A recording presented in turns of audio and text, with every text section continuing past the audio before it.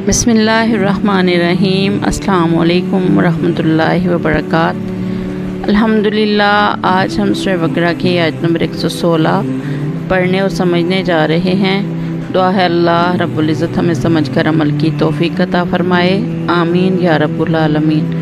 आऊज़ु बिल्लाहि मिनश शैतानिर रजीम, बिस्मिल्लाहिर्रहमानिर्रहीम। वक़ालुत्तहज़ल्लाहु, और उन्होंने कहा कि बना लिया है अल्लाह ने वलदन बेटा।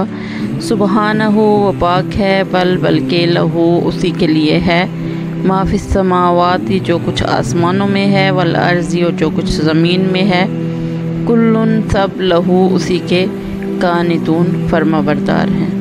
वक़ालुत्तहज़ल्लाहु वलदन सुबहानहु बल लहू मा फिस समावाति वल अर्ज़ी कुल्लुन लहू कानितून।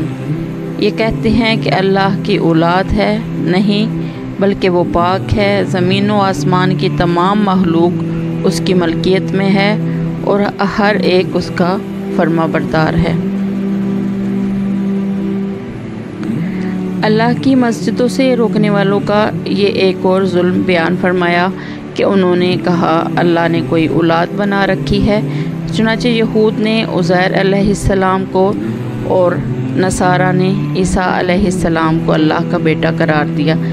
इसी तरह मुशरिकीन अरब ने फ़रिश्तों को अल्लाह की बेटियां करार दिया। अल्लाह रब्बुल इज़्ज़त ने कई तरह से इसका रद्द फरमाया। पहले सुबहानहू के साथ औलाद तो मोहताजी की दलील है और अल्लाह इससे पाक है।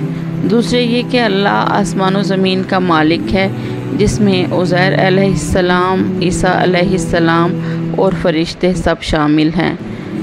मालिक और ममलूक बाप बेटा कैसे हो सकते हैं? बेटा तो बाप का ममलूक बन भी जाए तो खुद बहुत आज़ाद हो जाता है। तीसरा ये कि बेटा सरकशी भी कर सकता है, जबकि आसमान व ज़मीन में रहने वाले सब अल्लाह के फरमान के ताबे हैं। उनका सांस भी उसके हुक्म के बगैर नहीं चलता। दुआ है अल्लाह रब्बुल इज़्ज़त हमें समझकर अमल की तौफीक अता फरमाए, आमीन या रब्बुल आलमीन। अस्सलामु अलैकुम व रहमतुल्लाहि व बरकातुहू।